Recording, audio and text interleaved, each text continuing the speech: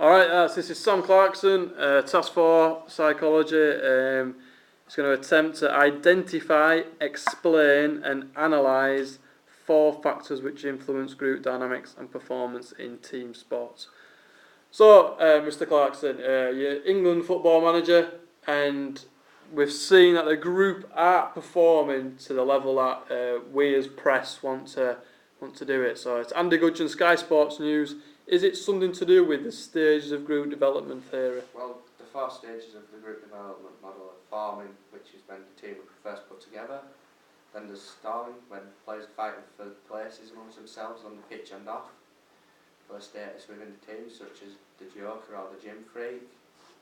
The norming stage is when the team starts to realise what the roles are within the group, and the team, such as at England, the gym freak might be Wilshere, and the joker would be Welbeck, and the serious trainer is Rooney.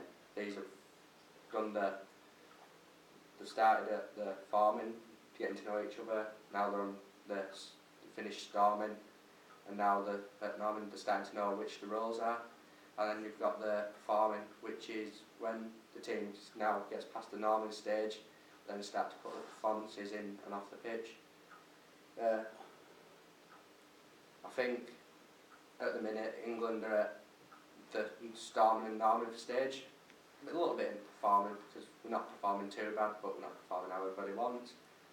They're at the storming and performing, the storming and norming range, because there's a few injuries within the team, so we've had to bring a few young players in, so they're fighting for the place along the team, and then you're getting to know with the places, but by the time they've started to get the place back together, the players have come back from injury, so then they're back to the storming place, fighting between themselves for the places. And then this could then be related to why we've had a few poor runs, whereas if you look at other teams, such as Germany for instance, they're at a high level of performing, because they've had the same starting team for years on end, with the exception of a few young players coming in and replacing the retiring players. So as you can compare the two teams, where at the storming and norming stage, and Germany are at the high level of performance. Yeah, so you've linked us to Germany, which is what all the press usually do as well. So we've got the World Cup is only like sort of 7 or 8 months away. So you said we're at the sort of storming but norming stage. How are you going to get us to the performing stage? How are you going to get the group of players? Well, I'm going to choose my starting team and my subs, and that's going to be the final team. You know, that's going to be it. And then I might, if there's a few injuries, you know, which you can't prepare for or you can't add in, it's always something you can do on the day if somebody gets injured. I'll choose the best team and choose a team which play well together, which will then put us into the performing stage. Yeah, so how will it put us into the performing stage then? Because the team and the players have stopped fighting amongst themselves. They know that Rooney's right-footed, and he does a better touch with his left to then get it onto his right, so they'll try and play it to his left, so it's not under his feet. They know, Gerrard puts a shift in, but because he's getting old, gets tired quicker, so Wilshere might have to, just do a little bit more to help him out, or not make him run as much. So they get to know each other now. They play. When they know how to play, they play better. All right, good. So there's been a lot of talk from the Sun newspaper about the Ringelmann effect taking place in the team. Obviously, we don't want this to happen. So, what is the Ringelmann effect then? How has it affected England? The Ringelmann effect is it was done by Steiner and Ringelmann, and it was based on a group of rowers, and it said they all had heart monitors on, and it was one rower versus another rower. They put 100% in. Then there were 2 rowers. They didn't put as much effort in, and then as it got to the big groups of 6 or 7, they were only putting 65% in what they would if it were one-on-one. So it's showing that the more players there are in a team, the less you do yourself, which people don't think about. They just do it because they think, oh, that other person will pick up my other little bit that I aren't doing. Yep. And this is having an effect within the team, because the young players are relying on the older and more experienced players to perform for them at the international level, rather than when the younger players are playing at club level. Because when they play at club level, they're fantastic. But England just seem to just wander about a bit, not perform as well. And but like the young players play well week in, week out, they get a starting line-up. They don't play as well at the international level, so they don't get a starting line-up. But when they do, they don't perform to how they would perform if they were playing against Sunderland at weekend. And the Ringwoman effect, is more players within the team, the less effort you'll put in. You don't really see this within the professional teams at club level, but however you can see it sometimes at international level. Alright, so you've explained that really well. So let's give an example of that. So you take quite a lot of young players, so someone like Tom Cleverley, someone like that. So why is he experiencing the Ringwoman effect? What's he doing in the England team? Because he's young, he's relying on the more experienced players to show him how it's done, to keep the pressure off him.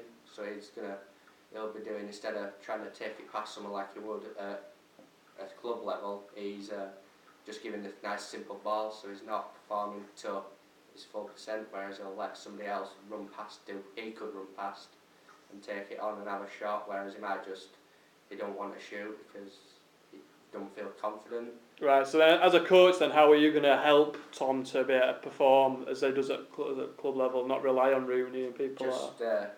Remind him that he's got his place. He needs to start playing to how he would at club level. You're still playing at a club. It's just playing for your country. Bit of pressure, but at that level you should be able to handle the pressure. You're playing in front of 80,000 fans every week in, week out. Right, good.